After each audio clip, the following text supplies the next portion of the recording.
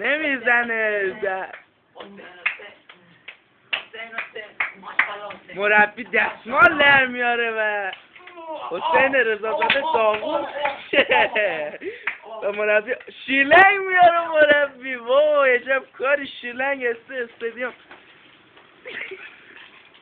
و مربی آمده و شیلنگ رو میبنده خودش هم میخوره. وای عجب صحنه جذاب گرفتی نیست.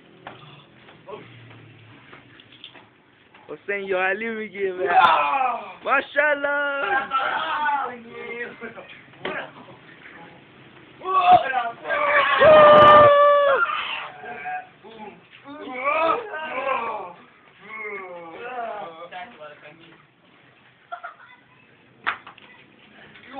تماشاگر